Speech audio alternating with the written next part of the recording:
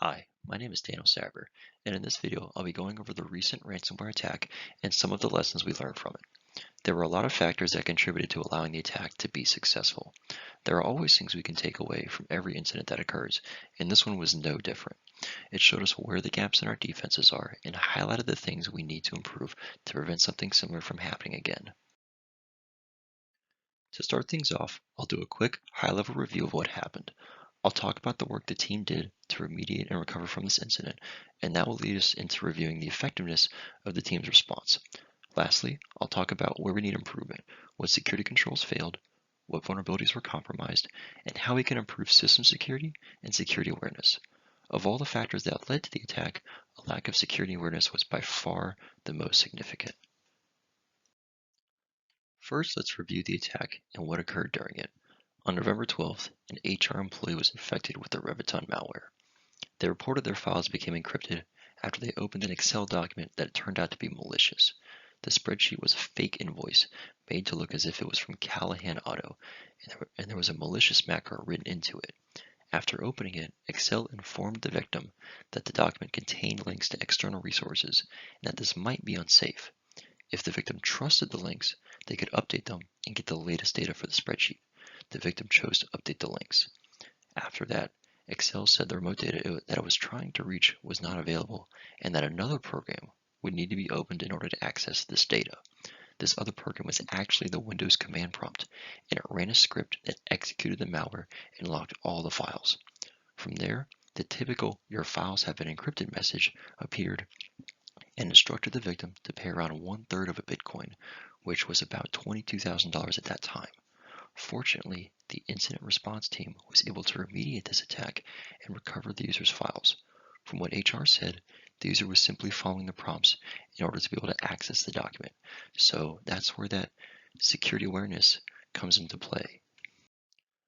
Now, let's break down the work done by the IR team to resolve this incident.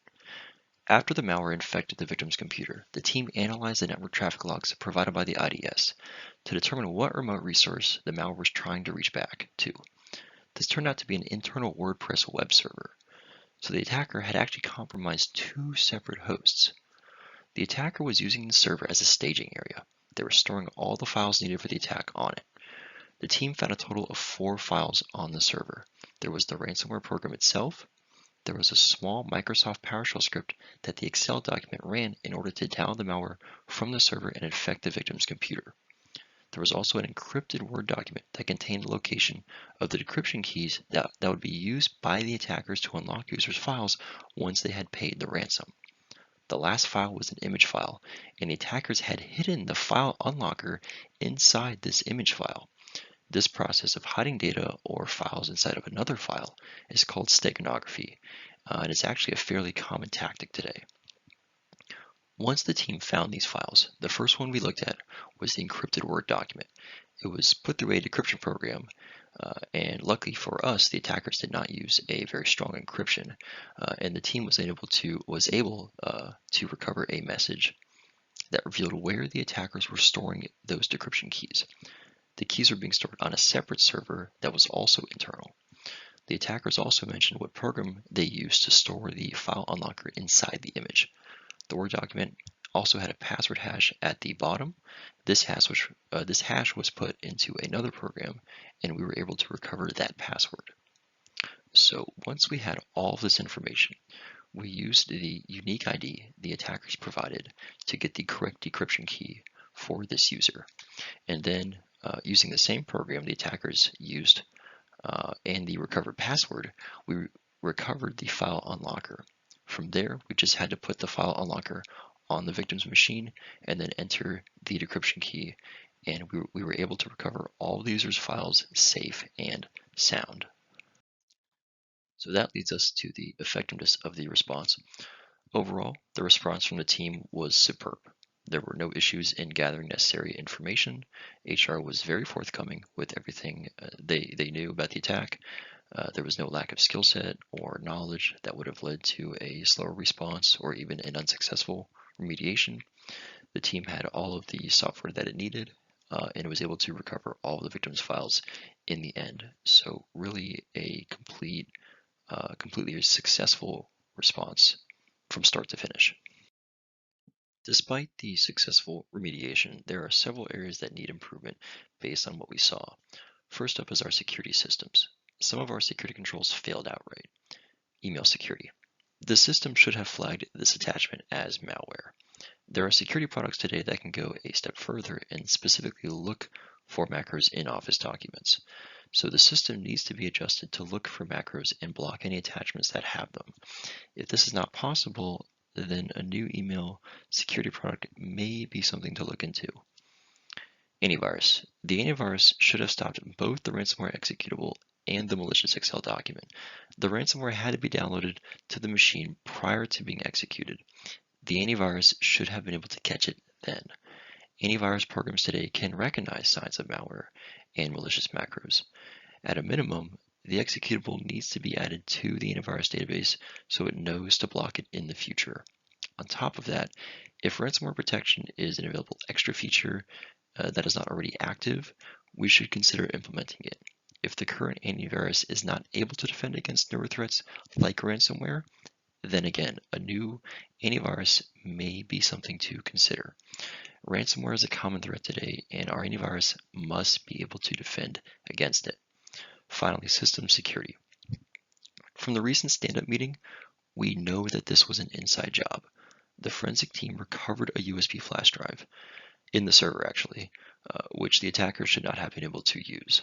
In Active Directory, group policy needs to be modified to either block removable storage media entirely or only allow certain kinds of media such as CD drives and DVD drives. Next is improving security awareness. A lack of security awareness was the most significant cause of the attack. The attack could have been entirely prevented had the user been properly trained in email safety and just general cybersecurity awareness. Email safety training should train users to not open attachments unless 1, they're expecting an attachment from that person, or 2, they trust the sender. The email has been signed with the sender's digital signature, and that signature has been verified. This cannot be overstressed. If they don't know the sender or aren't expecting anything, they can send a quick email to the sender asking for a clarification.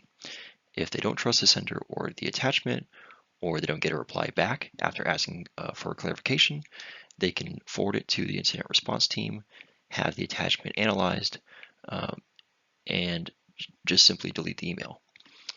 The organization's annual cybersecurity training should also be reviewed to ensure that phishing and ransomware attacks are being covered. Again, these are some of the most common threats that we see today, so the training that we're providing to the user base should reflect this. Although a lack of awareness was the major factor in this incident, there were some specific operating system vulnerabilities that were also to blame. These were 1, the server was not configured to block USB flash drives. So this was a vulnerability that should have been mitigated before the server was ever connected to the network. 2, the web server used port 80 or HTTP, which is insecure, and this was exploited by the attacker. We saw this in the web traffic during the response. The server should have been running HTTPS instead, which is much more secure, and HTTP should have been disabled. So the only way to get to the web server would be HTTPS.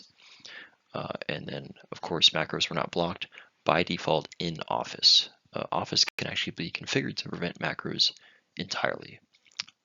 They were not, and the attacker used this vulnerability to launch the malware. Patching and system security. Patching is absolutely critical to keeping systems up to date. As new vulnerabilities and threats are discovered by vendors, they release patches that fix these vulnerabilities. New patches should be installed whenever they are available to ensure our systems are as secure as possible. Group policies are configurations that are applied to every computer on the network. They affect things such as administrator rights, what kinds of files can be opened, and many other settings that you want standardized across the enterprise, along with proper, sensible system security configurations. For instance, restricting the remote desktop protocol to only internal IP addresses. We form a security baseline for the enterprise that protects against many known threats. Everything we know today that is insecure or is a threat, we can configure group policy, we can configure our applications to mitigate against them. So we can leverage group policy, routine patching, application configurations. We can leverage all of these things to ensure that our systems are secure when we deploy them and are kept secure over time. So to recap what we discussed, a lack of awareness and a handful of glaring vulnerabilities were the reasons the attack was successful. The victim did not have proper security awareness, so they assumed that they needed to follow the prompts they saw in order to access the document.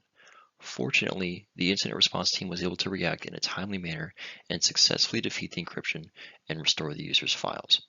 However, this is not necessarily guaranteed every time. Riveton at this point is a very old malware. It's almost 10 years old. In this case, the organization got lucky. Attacks continue to become more and more complex, and the organization's defenses must keep up. Overall, we can take away three main improvements that are needed. We need to tighten system security settings, including the group policies that are applied to every device. The USB drive in the server should never have worked. Macros in Office should be disabled by default. We need to review the email security and antivirus systems to ensure they are as effective as they can be. The Excel document should have been flagged as malware, and there is no reason the antivirus should not have caught a piece of malware that is almost a decade old at this point. And let's not forget awareness. Awareness, awareness, awareness. The organization's cybersecurity trainings need to be reviewed to ensure that they are educating users on the threats of today. They need to mention phishing, ransomware, and most importantly, safe email practices. Users should be trained to look for proper digital signatures and suspicious attachments. Do I know this person? Are they with the organization? Was I expecting an attachment from this person? These are the questions users should ask themselves when they get an email they don't trust. We're fortunate the incident was contained and eradicated as quickly as it was, but it definitely brought attention to some gaps in our security posture. However, with these improvements, the organization will be in a much better shape if it encounters a similar attack in the future. Thank you for your time.